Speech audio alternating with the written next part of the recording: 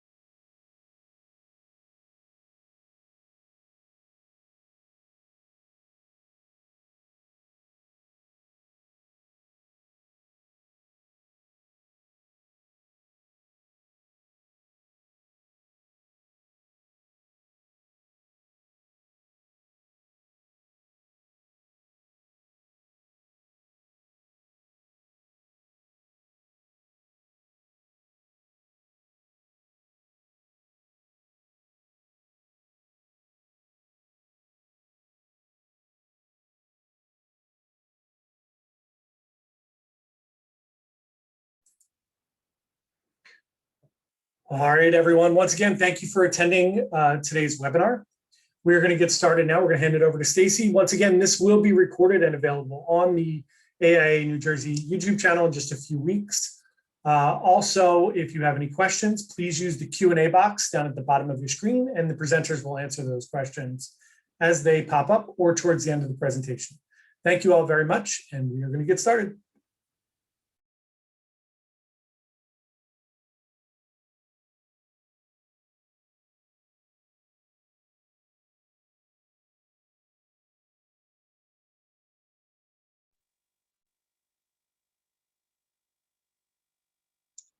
Thank you very much for joining us today. My name is Stacey Kliesch, and today we are presenting the AIA New Jersey webinar on historic buildings in a post-pandemic era. Participants today will receive a survey tomorrow asking you to evaluate your experience in today's webinar. And upon completing that survey and participating in the full duration of today's program, you will receive 1.5 AIA Health, Safety, Welfare learning units.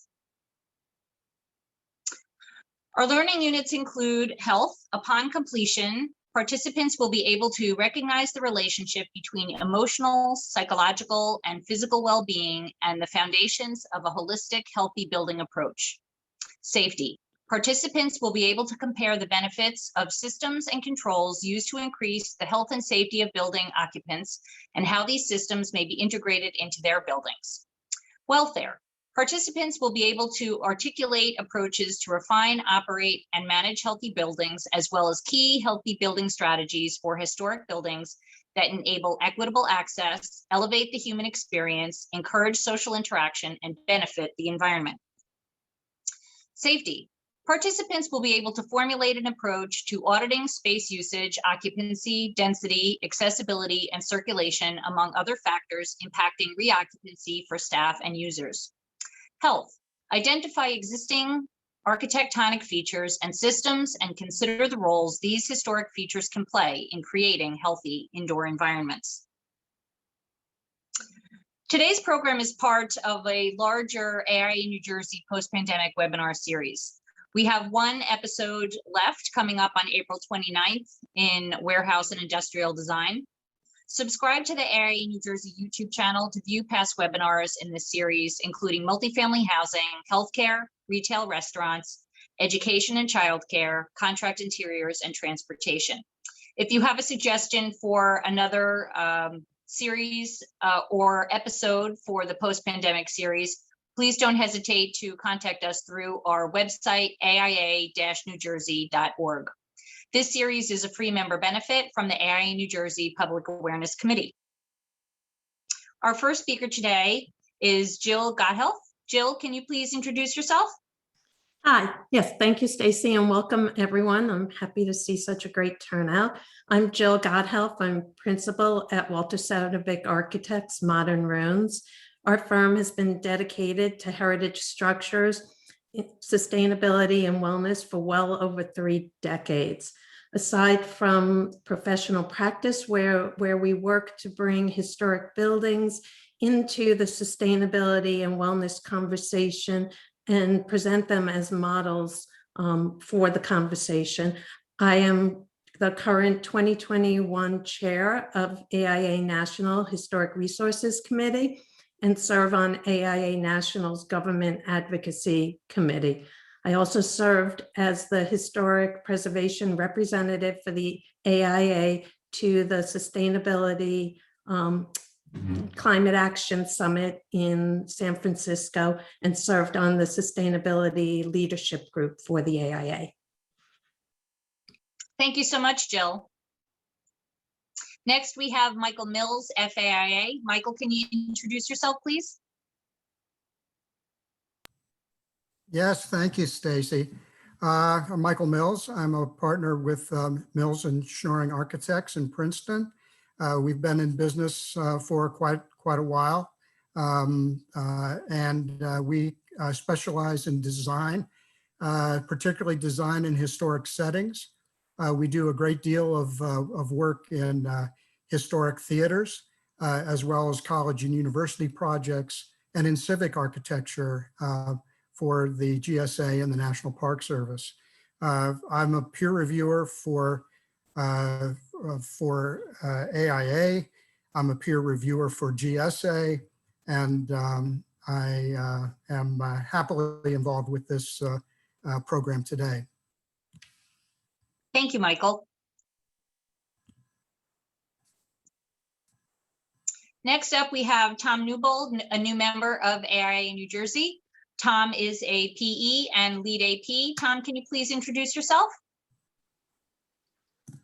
Yes, Stacey. As you said, Tom Newbold, and I'm a principal with Landmark Facilities Group. We're a consulting engineering firm that specializes in the design of mechanical, electrical, plumbing, and fire safety systems. And we have a forte in dealing with the challenges of integrating modern systems into historic buildings. I have a personal interest in sustainable design and the features in older buildings that make them inherently sustainable. And as a result of the pandemic, I also became more interested in the relationship between buildings and the systems in buildings and human health. And I went on to get my WELL AP certification. And what I realized as part of that process is the same sort of features in older buildings that made them inherently sustainable also make them healthier. And I really appreciate the opportunity to speak to this group, and I hope you find it useful. Thank you, Tom. And our last presenter will be, or actually he'll be presenting first, but our last to introduce himself is Walter Sedovic. Walter is a fellow of AIA, and we're excited to have him here on our panel. Walter, can you introduce yourself, please? Thank you, Stacey, and thank you to everyone in attendance. I'm Walter Sedovic. I'm the founding principal of Walter Sedovic Architects, Modern Ruins, now in our 36th year. We've been dedicated the entire life of our firm to the preservation and restoration of cultural heritage properties. I myself have been seeking all of my professional life to understand, to unlock, and to reveal the innate features that heritage buildings represent, whether they are active still or simply remain in place inactive. It's those features that over time we know have protected us, have nurtured us, and have inspired us. And it's those same features that cause these buildings to be absolutely stellar performers in the modern arena of sustainable preservation, of energy conservation, of resiliency planning, and now in the face of a pandemic, for wellness. We continue to seek to unveil the wisdom that's embedded in these buildings that is at once breathtaking and simple. And I feel that we collectively are wise once we see this to be able to put it into use for the purposes that we need them in our modern world. Thank you, Walter. And I am Stacey Ruhle Kliesch, AIA. I'm a past president of AIA New Jersey and the Architects League of Northern New Jersey. I have been putting together this whole series since we started back in October, and we hope that this series serves as a resource to not only our members, but to your clients and our greater community. The series was developed to help educate elected officials, building owners, developers, people who live, work, and play in buildings to help understand what changes they might anticipate in design and their communities as a result of our experience during the pandemic. So we hope that this free member benefit has been valuable to our members, and we hope that you also will share the links to all of these programs with your greater community through social media or through your direct email out to your clients and community. So let's please get started. Walter, if you would please take it away. Thank you.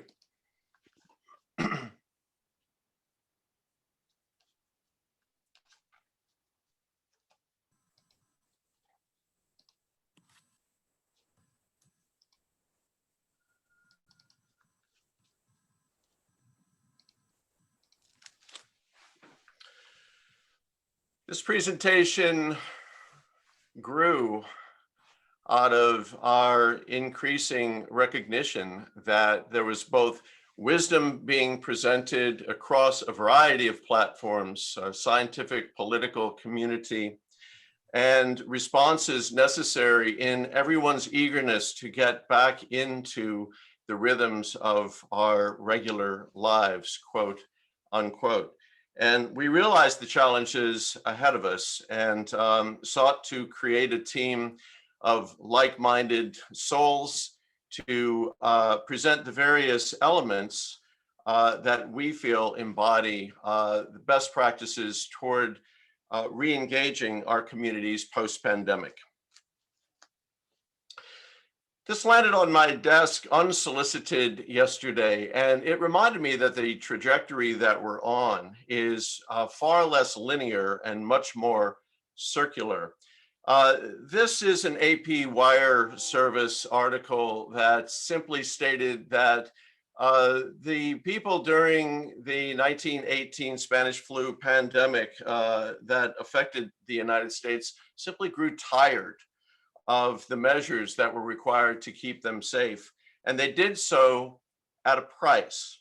I said, this is not at all different than the kinds of issues that we're facing today as human beings. And the question is, even given the global topic that we're discussing, can we ever truly be post-pandemic when we're on a circular journey? Let's understand the terminology that we're working with. If we're post-pandemic, it doesn't mean we're past pandemics. And as you'll see, pandemics have been with us for literally thousands of years of our recorded history, and probably well before then, and are likely to stay with us for thousands of years into the future. We're learning to manage, but not eliminate, with the singular exception of smallpox, those maladies that affect us as communities and as a world. And when we talk about post-pandemic era, we're really talking about post-COVID-19. As you'll see in a moment, there are a lot of pandemics that affect us as humans. I'm going to show you two of my favorite catchers. One is Dr. Fauci, who's also a pitcher for NIAID and occasionally for the Washington Nationals. But his wisdom that he espouses to this day of masking, washing hands, physical distancing, etc., is time-worn and proven and actually ancient. As the other pitcher, the sage of New Jersey and actually of my hometown, St. Louis, Yogi Berra would say, it's deja vu all over again. Why is that? Pandemics have been recorded in a variety of places, perhaps not entirely revealing to us at first. This is an Egyptian carving that depicts Ramses III's capture of the Philistines as they were traveling through the region from Crete. In that capture, he also captured an army filled with bubonic plague and tularemia. This was described 600 years later in one of the original books of the Torah, or the Bible, the first 5 books in Deuteronomy, which was written in the late 7th century BC. The likes of which I will send against them consuming pestilence and deadly plague. This was the pestilence. These were real events that had happened centuries earlier, and they're events that continued through time. Here's the pestilence, mostly bacterial, also viral. In some cases, parasites, such as malaria. But what I've listed here is not an exhaustive list, but a representative one that shows all of the maladies that affect us as human beings over time. And you can see this reaches back well more than 5,000 years. These are pandemics or endemics in a couple of cases, affecting hundreds, thousands, or millions of people. These are not just episodes of a disease. These are actually widespread, worldwide or global issues that have affected us. You can see that there's great consistency. There's also great diversity. There's a certain resignation that had occurred over time and a belief in other elements, so-called miasma, the spirits that were affecting us and causing this pestilence and plague. At the same time, there were community gatherings and effects and understandings and a certain intuition that in many ways was scientific in its nature, although not necessarily proven through a scientific method. So we had a split in terms of the kinds of reactions to these community problems that we were facing. I'd mentioned earlier that we're likely to face them for thousands of years going forward. And in a sense, that makes what we're learning today even more important, because this isn't a one-off lesson that's going to be over once we're beyond COVID, so to speak. These are lessons that will continue to be played out as new pandemics and new waves of disease follow us into the future. Why is that? Well, for one, globally, we have suppressed immune systems. Part of that is due to curatives like chemotherapy or drug therapies. Global climate change has upset our ecosystems dramatically.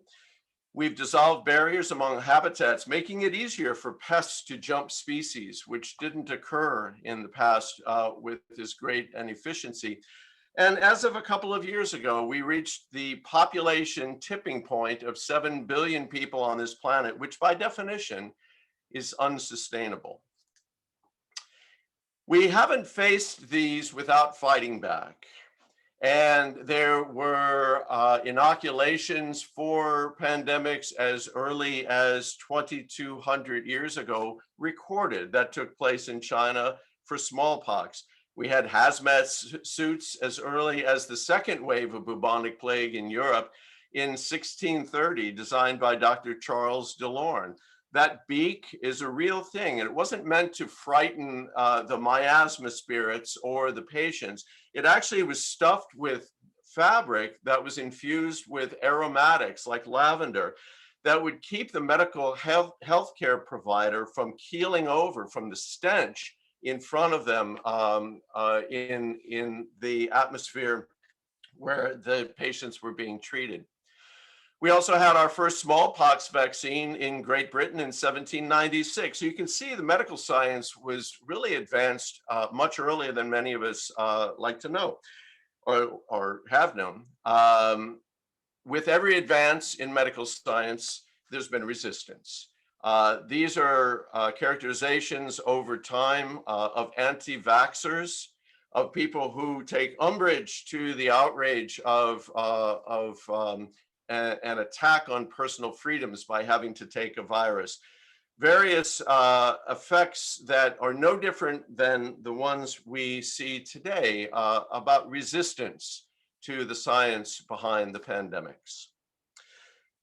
On the flip side, there was also humanitarian response, and this became most prevalent during the Black Death in Europe in the 14th century, particularly in the chapels that were associated with the cathedrals throughout Italy.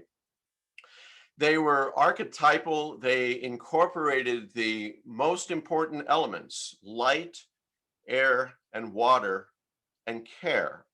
They separated the sick from the general population, but unlike, say, leper colonies, they didn't ostracize or move them to the edges of the community. They were embedded within the community, but there was enough innate knowledge to recognize that if the people were separated out of the community's spread wasn't as great.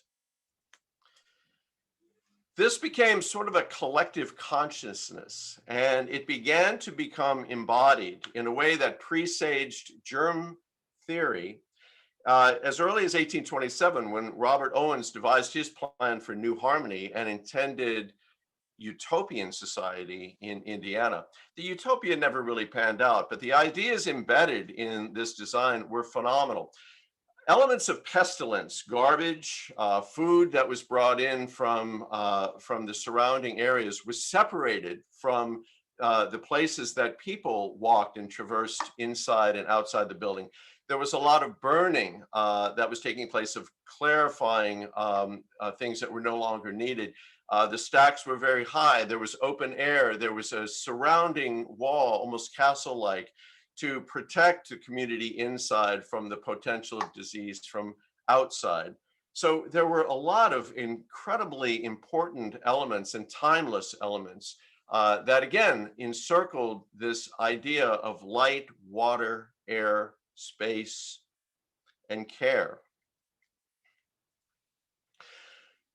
Exactly coinciding with the emergence of germ theory in the mid-1800s, James Renwick was commissioned to design what we would refer to as the archetypal architectural response to pandemic care and management. This was the Smallpox Hospital, designed in the neo-Gothic style, on Blackwell's Island, now referred to as Roosevelt Island, in the East River between Manhattan and Queens in New York City.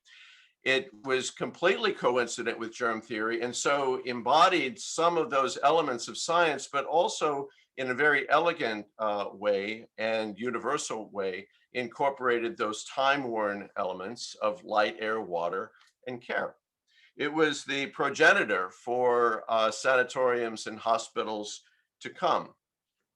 It currently resides as a ruins, but a beloved ruins for all that it represents in New York City, and it is a destination attraction for all of the right reasons.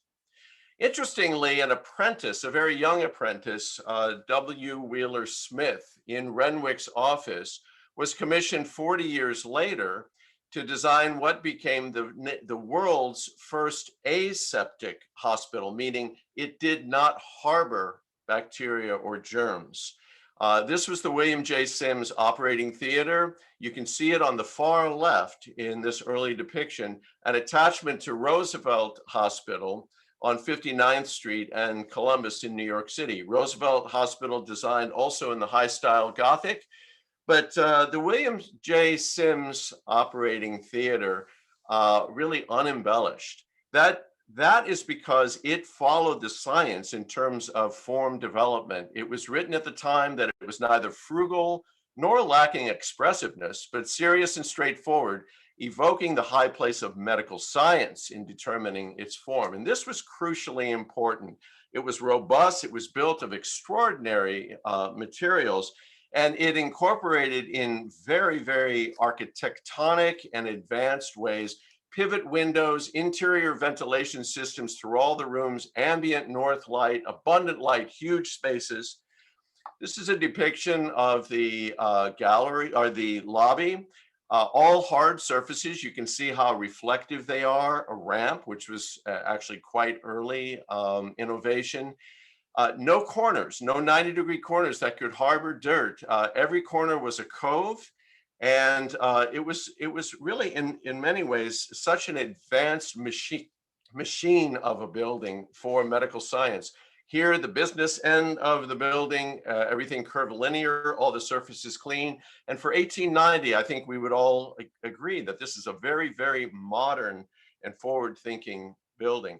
The building still exists in all of its form. I took this image just a couple of days ago. It has been repurposed, but all of its salient attributes are ready to be put back into service whenever that need arises. Meanwhile, in daily life, while these building projects were going on to contain those who were hospitalized or needed a higher end of care, there were influenza camps for the general population. This began in 1918 in response to the Spanish flu. You can see the doughboy there with the rifle wearing a mask. Masks were a particular necessity in our society. They're not a new idea.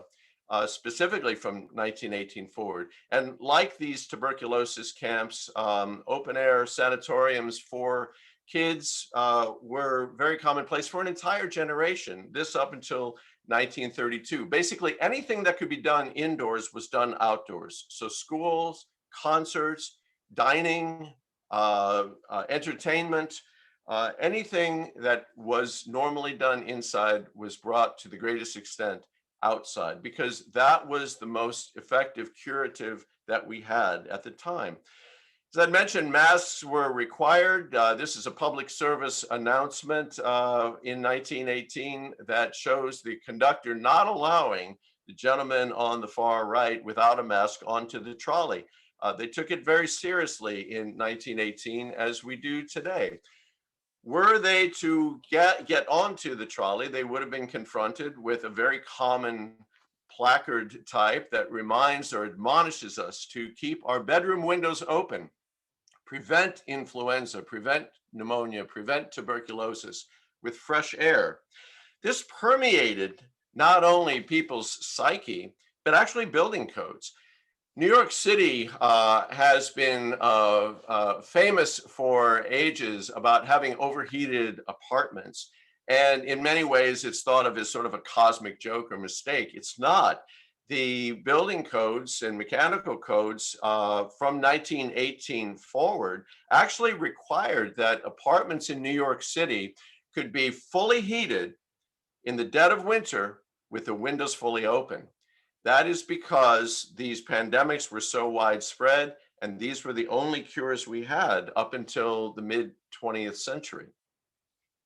It affected the way we looked at other sanitary conditions, keeping clean the moment we came in from outside. So bathrooms became more cohesive. All of the water elements of bathrooms became assembled in one place. The surfaces were hard, easy to clean, curvilinear. Much like what we had seen in the 1890s in the Sims Operating Theater. So you can see the effect that one type of building had on the general population and code development.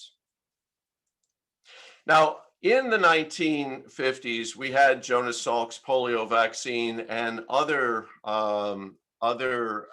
medical treatments for a variety of ills. And I think collectively we began to forget the importance of these salient but awesome passive elements that were a part of our heritage buildings.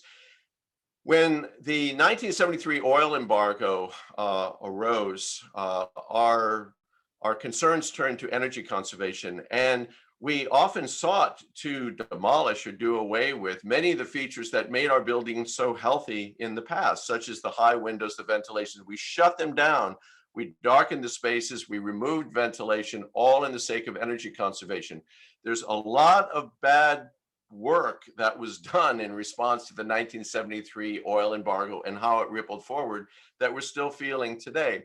But fortunately, our heritage buildings are much more resilient and those elements are able to be recaptured for the purposes that we'd like to put them into use now. The thing that we have now that we haven't had in the past is computer modeling and computational fluid dynamics, other elements of physics where we can actually see the invisible. We can prove out what we had intuited in the past. We can watch the trajectory of a cough or a sneeze. We've known that humidity stops the transmission or at least slows it down because more volume of moisture in the air creates more resistance for moisture that's coming out of our breath. What we had not known before, though, is that the microscopic nuclei of viral and bacteriological elements jump out of the droplets and become airborne, even as those droplets are reaching the flat surfaces in our spaces. They separate out so that at once, even though we can stop the transmission of water vapor or moisture, we cannot stop automatically the transmission of these nuclei. We can measure them though. And we have ranges now of performance data through the MERV system of various filtration products. And we also have HEPA filters that have been with us for many decades, actually high efficiency particulate air filters. Those are designed to be able to capture particles as small as 0.2 microns. And we know that viral and bacteriological nuclei are in the range of 1 to 3 microns. So we can now study the effects of creating transmission within a space, seeing where the moisture droplets go onto surfaces that are flat surrounding us, watching where the nuclei are going, and optimizing placement of particular filters around the room to be able to catch those nuclei. This is a study that was published in the American Institute of Physics just March 9th, so a couple of weeks ago. It's a fascinating study talking about instrumentation and audience. You can consider this the activity that might take place in a concert hall, where basically the performing artists are pushing out a great deal of transmission, moisture and potential viral or bacteriological particles, but we're able to capture them and to model that capture and to couple it with all the other salient elements of these heritage buildings. It's interesting too that what this study called for was an interlude of about 25 minutes, which would coincide with an intermission that we have anyway, to wipe down the horizontal surfaces and to refresh the entire space so the audience can come back in and the performance can begin in its act 2. So we're able then to be able to put our beloved buildings back into service in the ways that they were intended to by coupling all these salient heritage elements that have kept us safe for millennia with the new abilities that we have in technology and scientific wisdom. This is a circular path as I see it and as I discuss, and it reminds me of my favorite icon of that idea, Sankofa, a mythic West African bird that flies forward carrying an embryo, or let's say an idea, always looking backward. And that's the foundation of the wisdom that we hope is an integral part of the trajectory as we move forward together. With that, I'm going to turn over to my esteemed, long-standing partner, Jill Gotthelf, for the next segment. Thank you, Walter.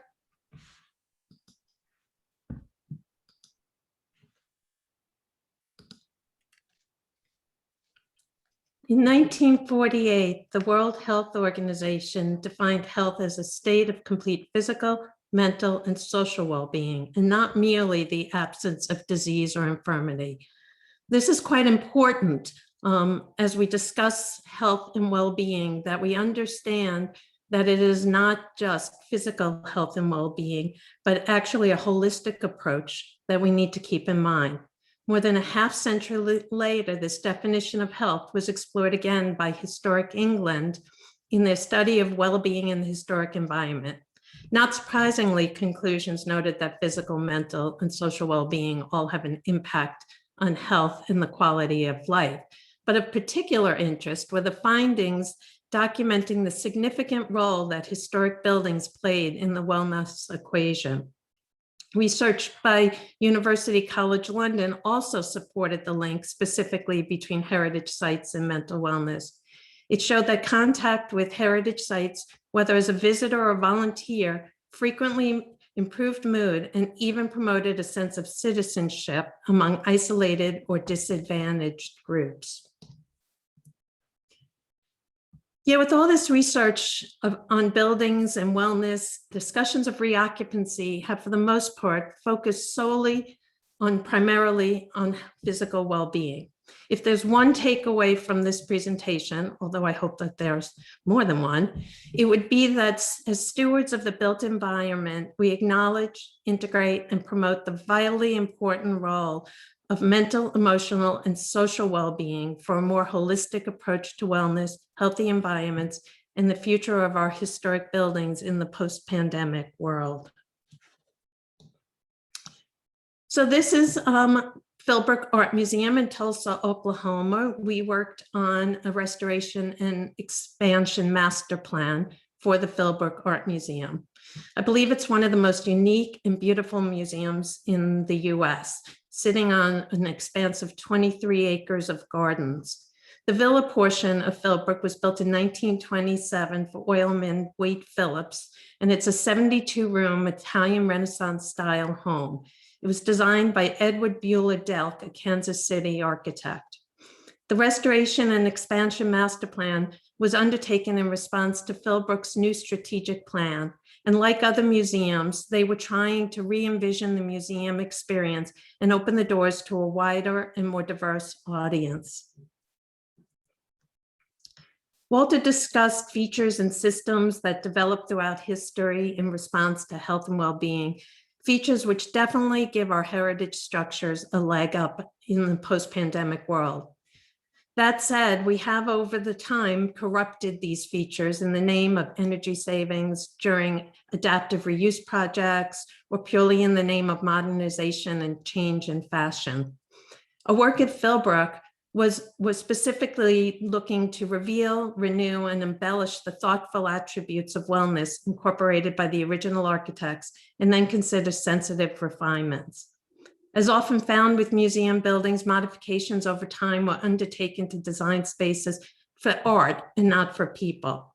Walls were constructed that blocked up original windows to close out the light for the artwork, but then caused unhealthy microclimates to form between the windows and walls. Plans for the project included removal of these walls to restore healthy indoor air quality and to allow natural daylight and ventilation back into the villa galleries. Natural light not only reduces the need for artificial light and energy usage, photophilia has a positive effect on our moods and our emotional well-being. And in addition, natural light also impacts our perception of color, which in turn has a psychological effect on our mood and how we feel about and perceive space. Plans also included the removal of drop ceilings and the restoration of the original high-end, quite beautiful ceilings. This allowed for the restoration of the higher doorway openings that were lowered with the drop ceiling and restored the ability to move large artwork in and out in the spaces to be used for large sculptures and size appropriate art. The lower doors were a thorn in Philbrook's side for many, many years. One of the most dramatic decisions was to reopen the doors to reestablish the direct Villa Garden connection. As you can see in the top photo, has been corrupted. And this allowed for a unification of the two very distinct visiting areas, that of the garden, where people would come for the garden experience, or people would come for the museum, and to connect them as one and the same. Design decisions that were made pre-pandemic, but all the more appropriate now, included relocation of the museum entry, better defined circulation, creating a secondary entrance for school groups, and recapturing underutilized space to reduce crowds.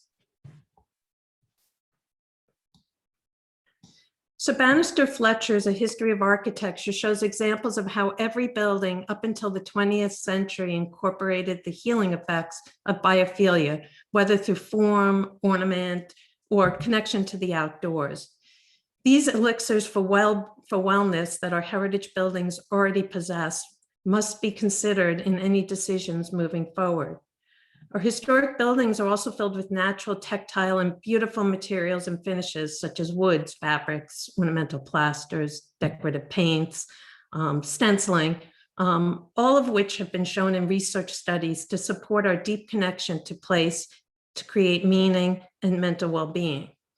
We need to be careful that we don't, in the name of eliminating germs, cover up, or worse, remove, chop out ornament, harden surfaces, that these features sustain well-being and emotional well-being and need to be incorporated and left in place so that we have a holistic approach. Ornament could easily become the victim of reactionary response to sanitize our environments, decisions which one day we're likely to see as overzealous and regret. Antibacterial cleaning products will cause permanent damage to wood, plaster, paints, gilding, and many stones. You'll find that shellacs or lacquers will cloud. You can erode the plaster and you can see salts forming on the stones.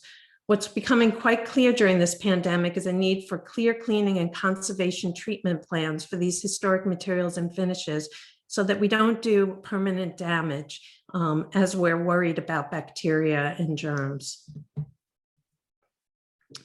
An important goal for equity and inclusion in this project was to reach the people in the museum's own backyard. Museums have a tendency to jump over the people in an attempt to reach a museum audience.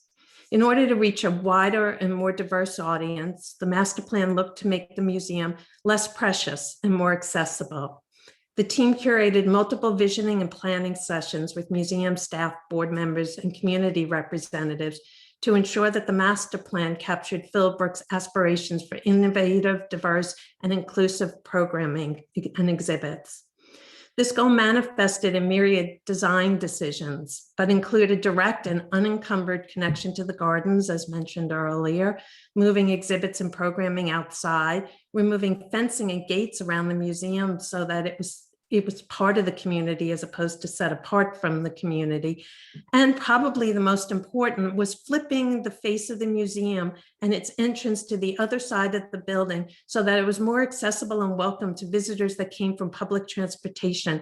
The museum was set in a very high-end residential neighborhood that visitors had to walk through in order to get to the museum entrance. The second project I'm going to talk about is the Restoration and Adaptive Reuse Master Plan and Development Plan for the Art Factory in the Great Falls Historic District in Paterson, New Jersey.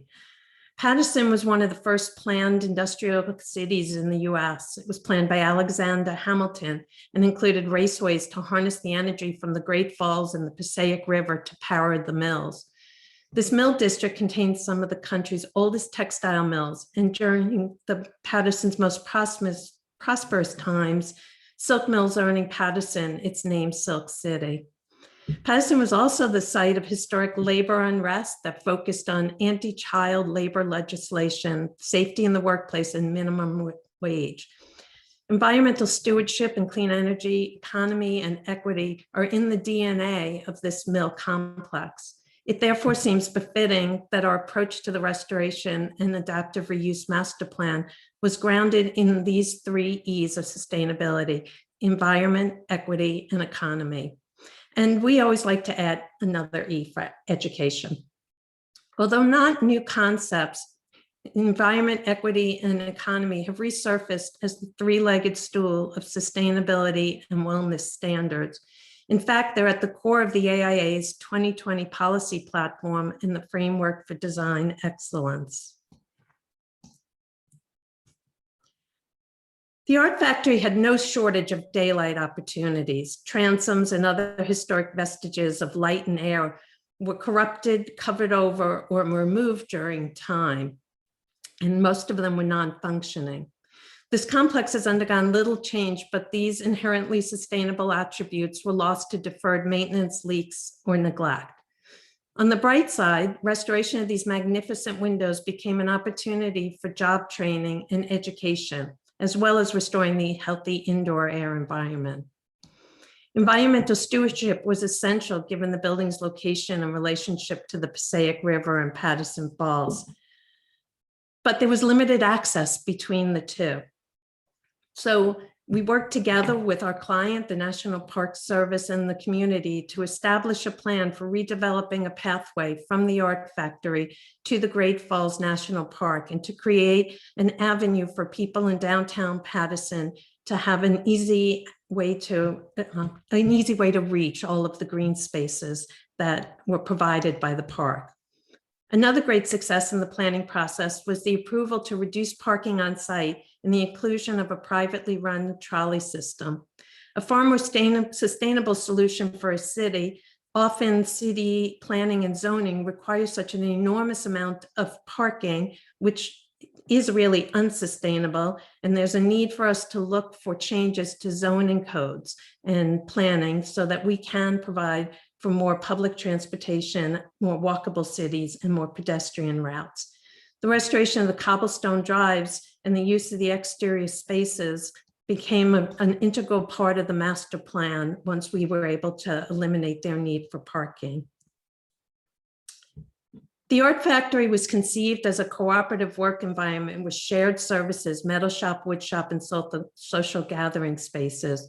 The large open floor plan and wide hallways allowed for social distancing, reduced density, flexible workspaces, and movable furnishings, and an ideal situation to reduce quarantine fatigue, even though this project was designed pre-pandemic. Patterson is home to 52 distinct ethnic groups and has one of the highest number of disabled persons of any city. So clearly diversity and equity and inclusion fell high on the priorities of the adaptive use of these mill buildings. Far too many of Patterson mill buildings were being chopped up and prioritized and used for housing, and they lost the benefit of the open floor plate of the mill. The development plan included spaces for growing community programs for all ages and opened the doors to community through the arts. Other master plan goals were to provide opportunities for education and job training programs through vocational high schools and various other community programs for the unemployed or underemployed throughout Patterson. Hiring local workers for construction projects, security, facilities management, staffing operations, and many other jobs will all contribute to neighborhood revitalization and job creation. This pandemic has made it clear that the way we occupy our spaces need to be re-envisioned as more people are beginning to work from home. Traditionally, people lived where they worked. In main streets, people lived above or behind the stores. And in Paris, there were top shops where work studios were up in the attic floor above the living space. A live-work arrangement was an integral part of the programming for the Art Factory. Well, this is allowed in the Great Falls Historic District. It's not allowed in many jurisdictions or zoning districts. One of the challenges I see moving forward will likely be a need for code and zoning changes to allow for alternative live-work arrangements post-pandemic. We also have to question if the pandemic will lead to a permanent change in the way we live, work, and play, including the need for extended sidewalks for increased pedestrian, as well as the businesses to be able to extend outdoors and onto the streets.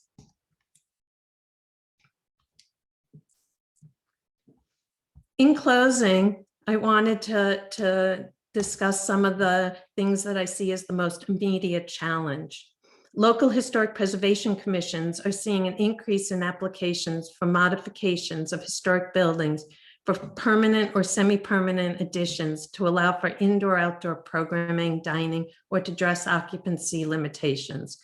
It's causing removal of windows or doors to allow for takeout windows or pass-throughs for the outdoor dining, or even removal of entire storefronts.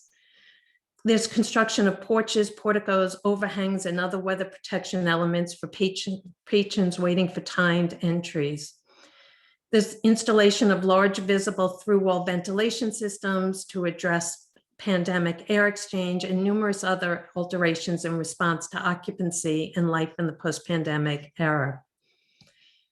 These are applications that would normally not be approved because they remove historic features, damage historic materials, or require significant modifications to the design of historic structures. The goals in historic preservation have always been to retain historic fabric and original features and limit changes to the buildings. However, these requests bring to the forefront some of the questions being asked in the field of historic preservation. Should we be more flexible in allowing changes to our heritage buildings in order to allow businesses and cultural institutions to remain in operation? If so, what should these new guidelines or standards look like?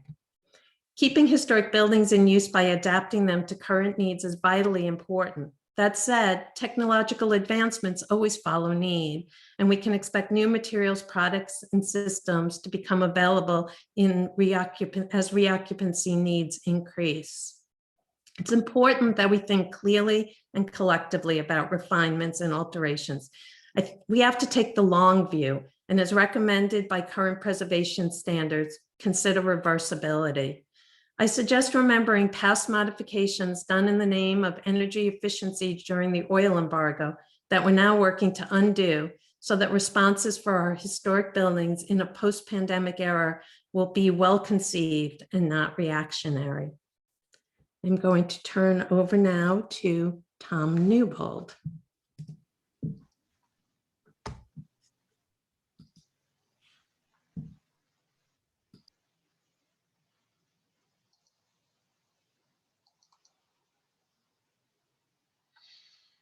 All right, thank you, Jill. It's interesting. Walter and I didn't coordinate our talks, and yet here I am going to be basically speaking about air, light, and water. And that's really the relationship between these systems and buildings and those components.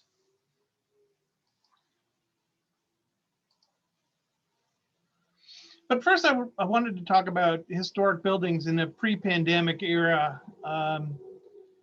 Really, when we were designing systems for historic buildings, we tend to lean toward minimum intervention. We wanted to have the smallest possible visible elements, which involved, small ducts, small units, small louvers, that sort of thing. And we really were focused on what was code minimum and what the building envelope could handle. And people gave historic buildings a pass, and we accepted compromises for energy efficiency and for system performance so that we could reduce the disruption to the historic building materials. And I think the pandemic has really made people acutely aware of the relationship between health and the buildings that they work, live, and play in. And they're paying more attention to concepts like indoor air quality and water quality. But I also think that there's a growing awareness, of a healthy building is also one that's healthy for the planet, that it is going to be environmentally and energy sustainable. Now, of course, lighting design could be a full session in itself, and I just wanted to touch on how lighting impacts our health. Through research, we know that light is important for our health and well-being, and it affects things like our alertness, And it also can adapt and stimulate our biological clock, our circadian rhythm, as well as our psychological state. So light exposure is particularly significant when you consider the role that it plays in sleep, and the fact that the Institute of Medicine is reporting that 50 to 70 million US adults have chronic sleep disorders, and that this sleep disorders are associated with risk of diseases like diabetes, obesity, depression, heart attack, hypertension, and stroke. And as we all know far too well now, these are all comorbidities that make COVID-19 all the more lethal. Light also affects the production of melatonin, which is an essential sleep promoting hormone.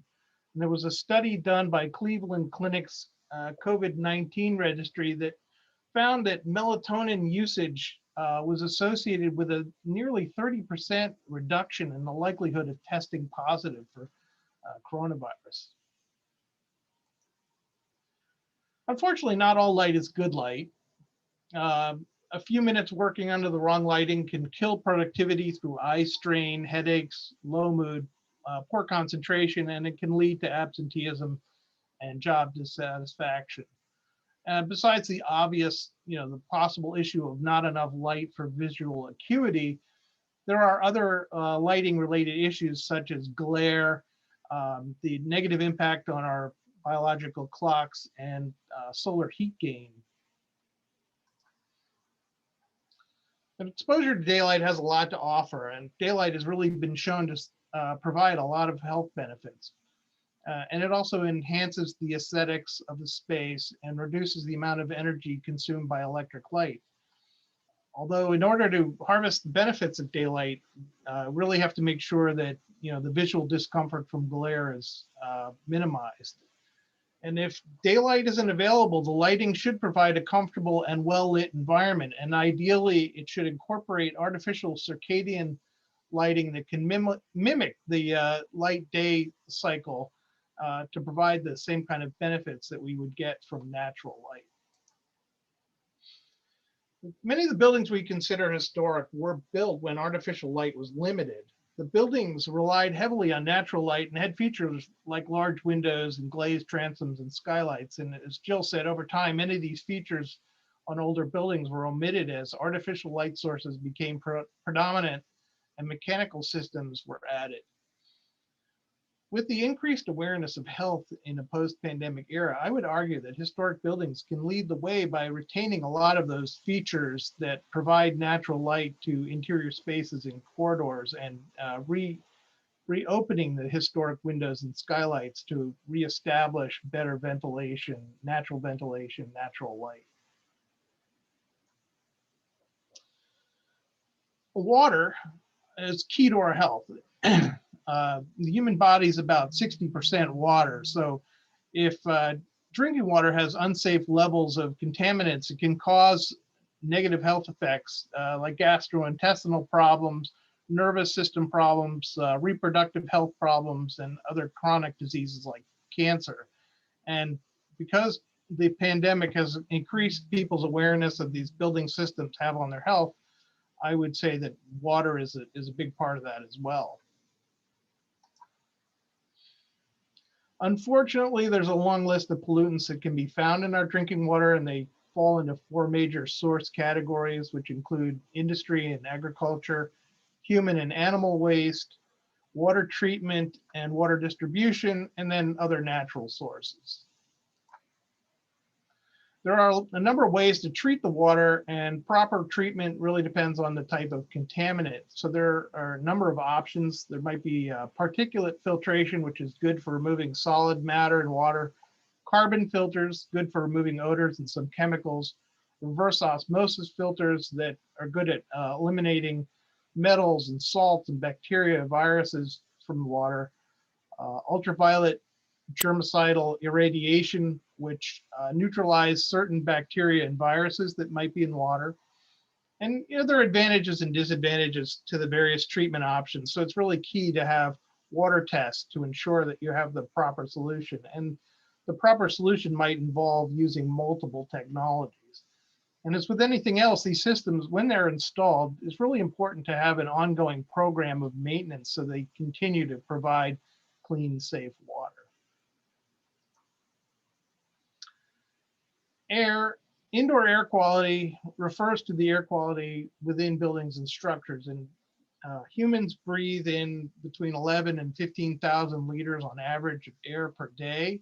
And Americans spend about 90% of their time indoors. So it's really important the indoor air quality be good. And studies have found that the concentration of some pollutants can be as high as 2 to 5 times higher than what you would find out in outdoor air concentrations. As with water, there are a wide range of pollutants that can make it into the air we breathe. And some are from exterior sources and some are from interior sources. And of course, one indoor pollutant that has dominated our lives for a year now is a virus. And one of the ways in which viruses and bacteria spread among humans is by respiratory droplets. We produce these droplets when we speak or cough or sneeze. And the droplets can potentially contain infectious pathogens. A lot of the larger droplets tend to drop out of the air quickly and deposit on various surfaces. But there are some particularly small droplets that can remain airborne for longer periods of time, and they can travel considerable distances, far more than 6 feet. And they travel on air currents, and this is what really concerns HVAC engineers. All these pollutants contribute to a wide range of negative health outcomes, which would include asthma, allergies, upper respiratory illnesses, of course, not to mention colds and flu. And there's also air quality issues can lead to things like sick building syndrome, where there's no particular disease or cause identified, but just being in a building causes acute health effects on certain people. There are a variety of measures that can be taken to improve indoor air quality, and I'm going to touch on a few measures that have gotten a lot of attention lately due to pandemic. One measure you've been hearing a lot lately is increasing outside air ventilation rates. If the inside air isn't adequately diluted with outside air, these pollutants can accumulate to harmful levels. And outdoor air can enter and leave a building by various means, including infiltration, natural ventilation, and mechanical ventilation. And most buildings with HVAC systems rely on mechanical ventilation. The most notable exception, probably more in northern climates, is churches and schools, which still frequently rely on natural ventilation. The codes dictate the amount of outside air that must be delivered to a space, depending on the occupancy and the number of occupants. And with COVID, the recommendation has been to increase that ventilation rate by 130%. Now, with more outside air, that means larger intake louvers and possibly the addition of exhaust louvers, larger equipment, and these are all going to be tricky issues when we're dealing with a historic building.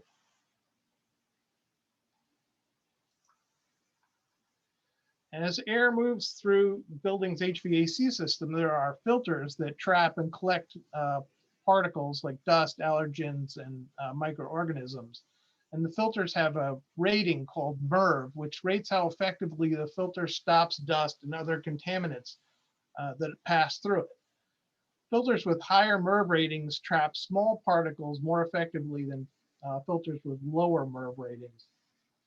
Most older air handling systems in buildings had filters that were rated for MERV 7 or an 8.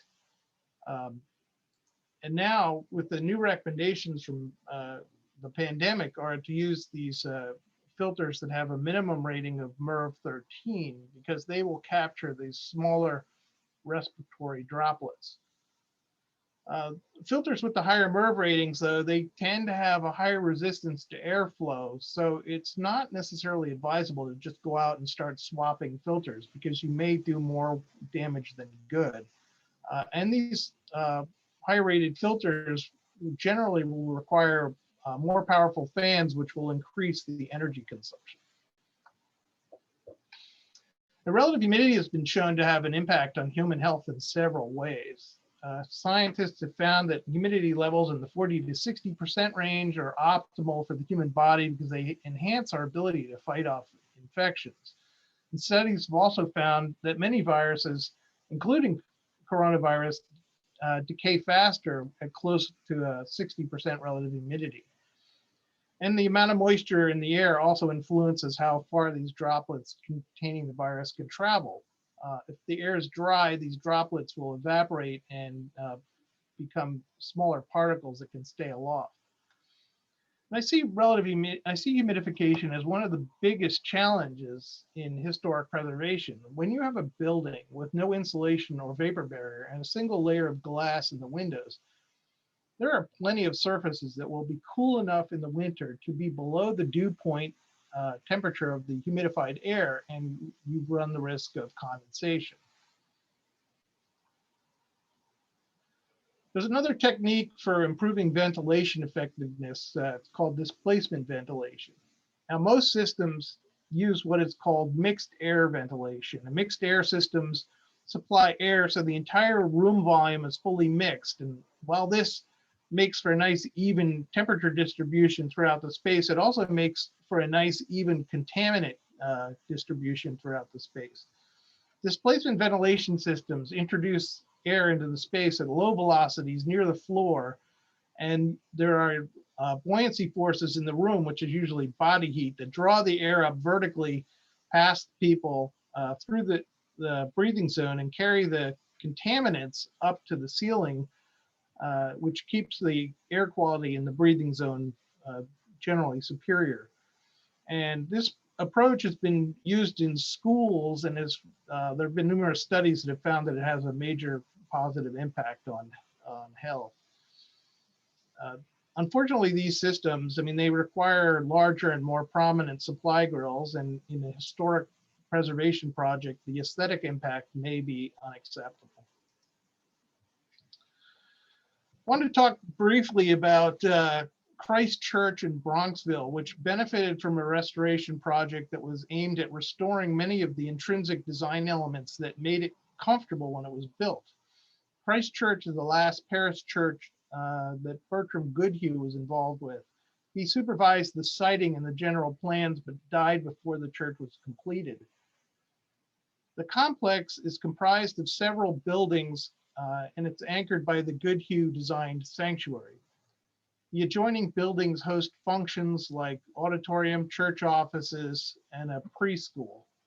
The two larger buildings on the campus, known as Kensington and Sagamore, were converted from residential apartment buildings to serve as offices and the preschool. Over the years, the church and related buildings underwent changes and suffered some benign neglect. In the sanctuary, Goodhue designed operable pivot windows for the clerestory, and they were made inoperable when art glass windows were commissioned, and there was protective glazing installed over stained glass, which diminished the natural light and natural ventilation in the sanctuary. And in the undercroft, there was an HVAC system installed, which required the installation of a new ceiling that was dramatically lower, and it diminished the natural light and ventilation in that space and made it feel closed in. In Kensington and Sagamore, the original windows were single glazed and had fallen into disrepair. There was a multi-year restoration project to restore and in some cases improve many of the intrinsic design features. The protective glazing was removed in the sanctuary, and the windows were restored to increase the natural light and ventilation. One particularly interesting aspect of this was that the non-operable clerestory art glass windows were converted back to being operable, and the design team worked with the original artist and a metal fabricator to build new steel frames and remount the glass so that the windows could be returned to operation. Lighting was improved throughout the buildings, and in the undercroft, the HVAC system and the lowered ceilings were removed, and the higher ceilings were restored, which allowed more daylight and natural ventilation. And this combination of fresh air and convective currents and improved light levels really had a marked effect on the enjoyment of the space by the parishioners. And the rector was a huge fan of all these effects and spoke of them frequently. In a subsequent project that happened to coincide with the onset of the pandemic, the parish wanted to install a central air conditioning system in Kensington and Sagamore, and we reviewed various options and came up with a solution that provided increased ventilation, and we used energy recovery to keep the energy costs down from that increased ventilation, and we utilized displacement ventilation and better filtration. System hasn't been installed yet, and hopefully there's more to come on this soon. So in closing, I just wanted to say, and I think Jill had already touched on this, and that is really that, while the health and wellness of people and buildings is a paramount concern, I want to say historic character still matters, and we really need to come up with elegant solutions and temper our reactions so that these buildings can be preserved. Now I'll pass the baton to Michael Mills. Thank you, Tom.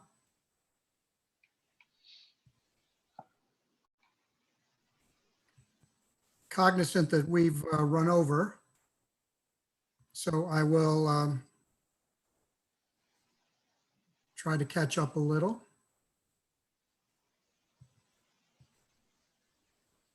Stacey, can you see the screen? Yes, I can, Michael. Everything looks great. Perfect. Thank you. Well, picking up on what Tom was talking about, I'd like to first say James Marston Fitch, the founder and longtime dean of the Columbia University Historic Preservation Program, was both an expert on the history of buildings as well as a design visionary.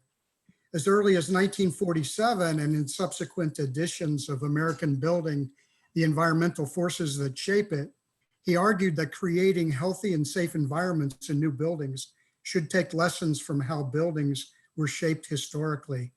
And as Tom and my other colleagues have already said, old buildings were designed to take advantage of natural light, prevailing breezes, natural ventilation, solar energy, shading of glass with overhangs and site orientation, and large operable windows. These and many other features of historic buildings, as seen in our own office building in Princeton, can support healthy interior conditions. While Fitch was both a modernist and a preservationist, he foresaw the peril of new building practices that could cause discomfort or disease through creation of sealed environments divorced from their settings. In the practice of historic preservation in a post-pandemic world, it is important that we focus on what makes historic buildings healthy and safe, and seek to reinforce those characteristics with our own design interventions.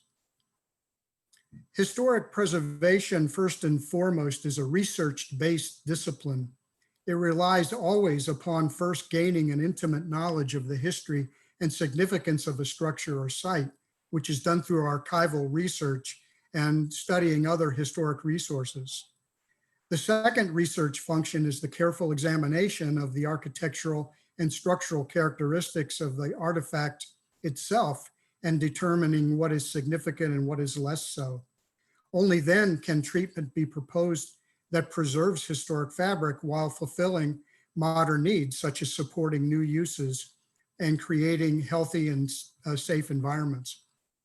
So I feel that the practice of preserving historic buildings will not change drastically in the post-pandemic world, because the preservation of our cultural resources is the overarching goal. Preservation encompasses a wide range of projects as defined within the Secretary of Interior standards for the treatment of historic properties.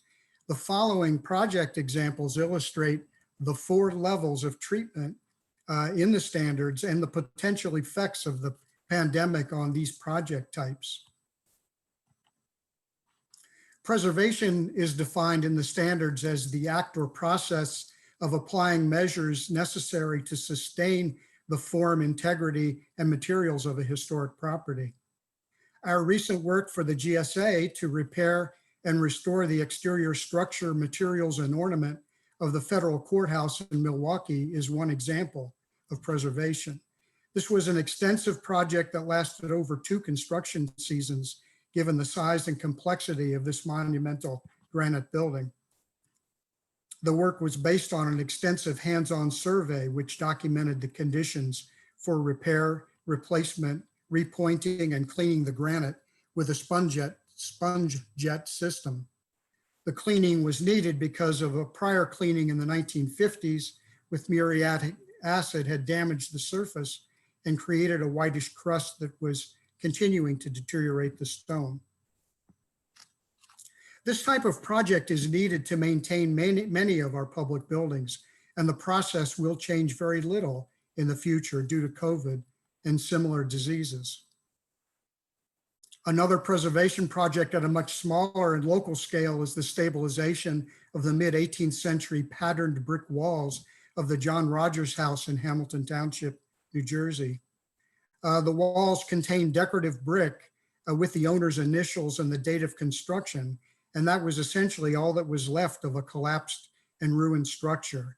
So as you see here, the walls were resupported with a new tube steel frame and protected by flashing the tops of the walls. It's a part of Mercer County Park System and reached by accessible driveways, parking, and pedestrian ways, and interpreted by signage, which explains the history and significance. The preservation of this and other outdoor park structures will be little affected by the pandemic and only require social distancing. The next standard is restoration, which is defined as the process of accurately depicting the form, materials, character of a property as it appeared at a particular period of time. Our work with historic theaters typically involves restoration of public components of a theater, the auditorium and lobbies particularly.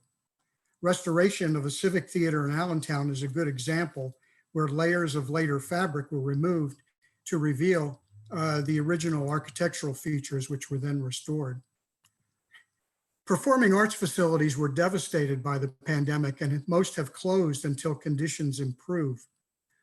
In speaking with our clients in regional theaters and a theater manager of 4 Broadway theaters, they provided similar optimistic conclusions.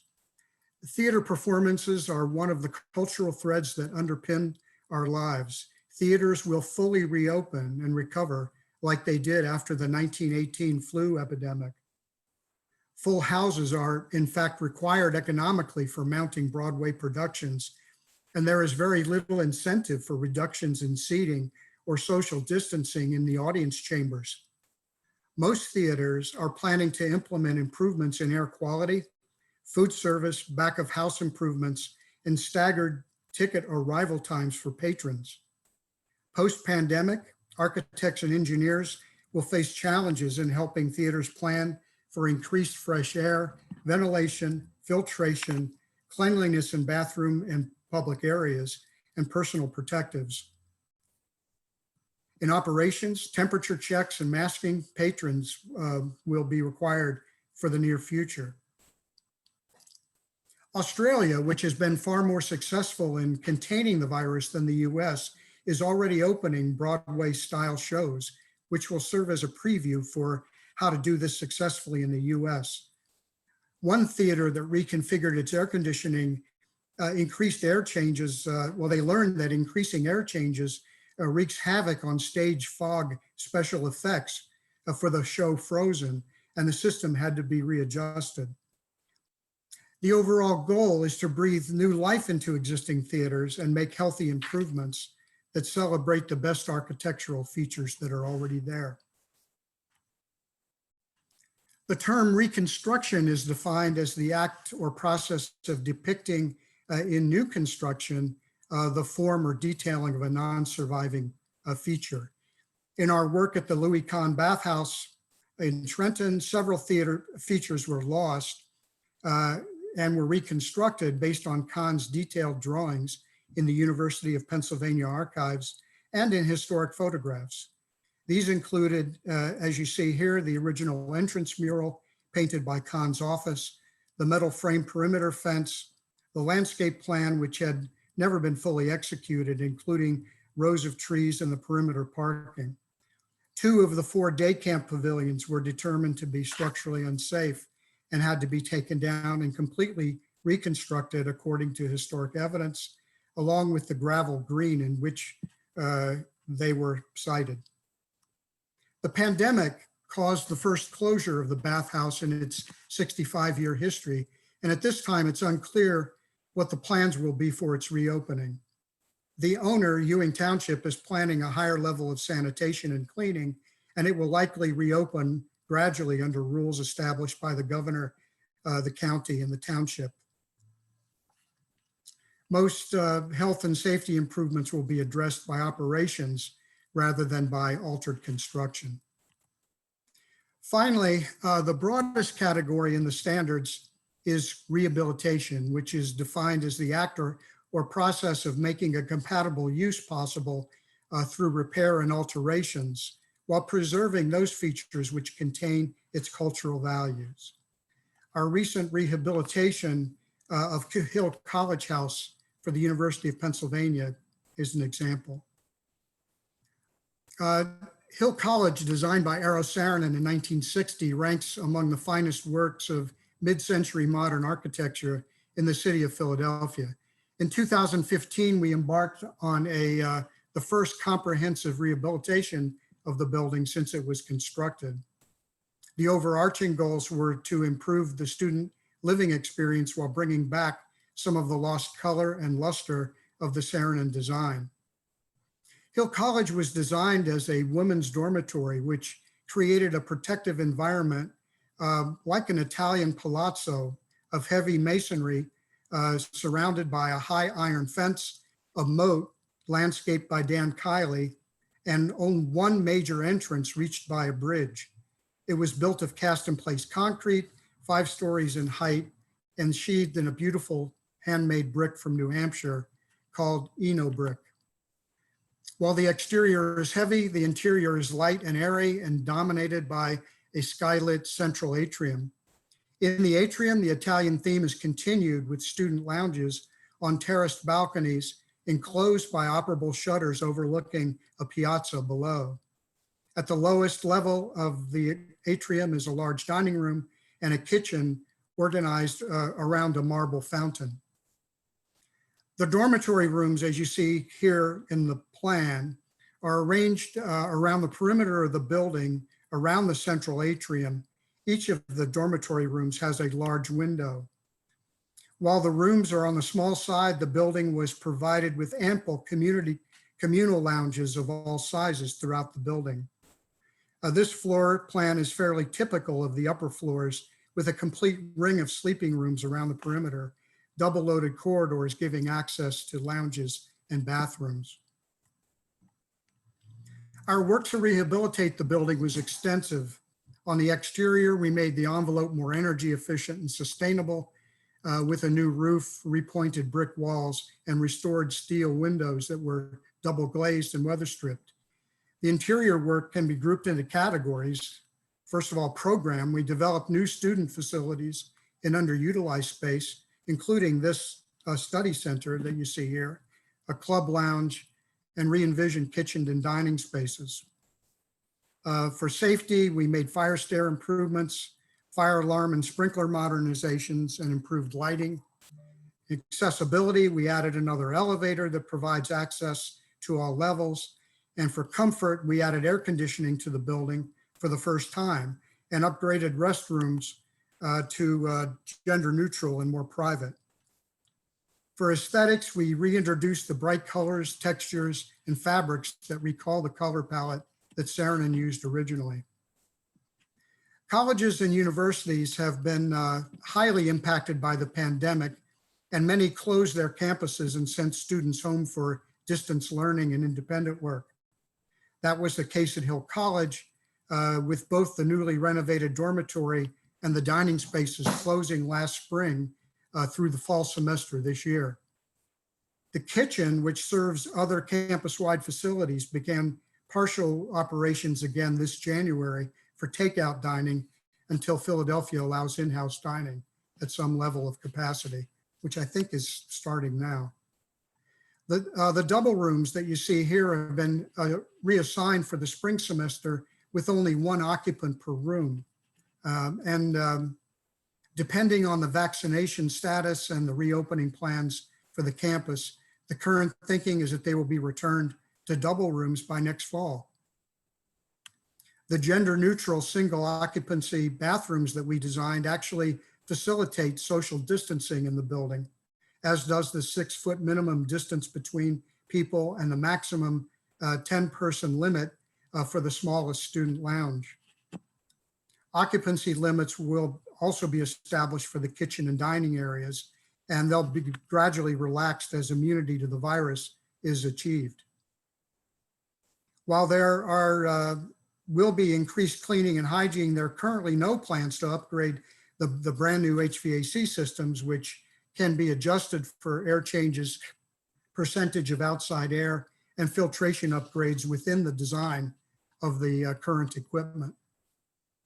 So these project examples show that historic preservation is based on goals that include health and safety of building occupants, but extend beyond to cultural and aesthetic values. Discovering what the issues are in any project and deciding how to address them are matters of research, judgment, and creativity. Addressing the design and preservation challenges in a post-pandemic world will demand that architects and engineers engage in an even higher level of planning. Healthy environments are possible to attain in historic buildings. We only need to recognize the building characteristics and opportunities that are already there and reinforce them with good design decisions. Thank you. Thank you, Michael.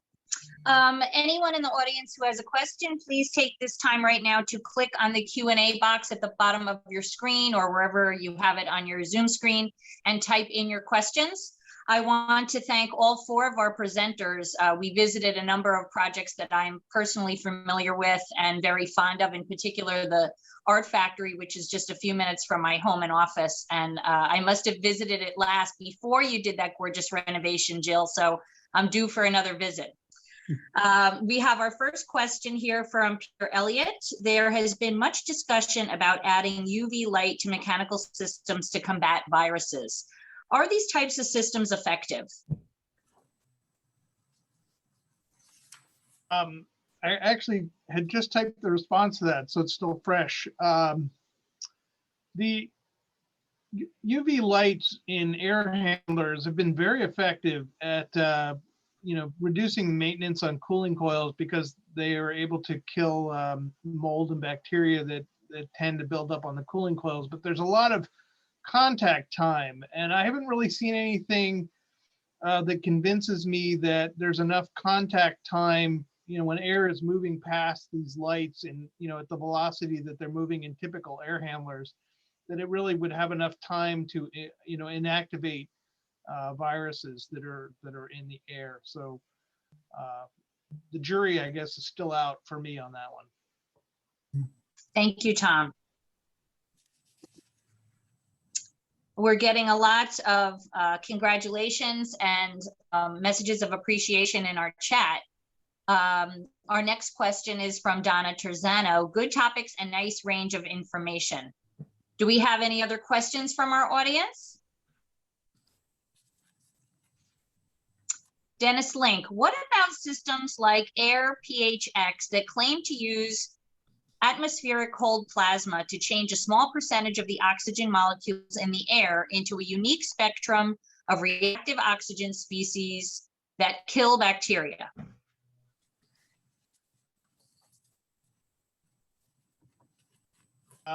Usually my rule of thumb is that if I have a difficult time understanding it, the effectiveness is questionable. I'm not particularly familiar with that exact system, but from what I've seen, there seem to be a lot of companies that are trying to capitalize on the pandemic and coming out with systems that they claim will do wonderful things, and I just haven't seen the evidence yet that supports those systems. Thank you, Tom.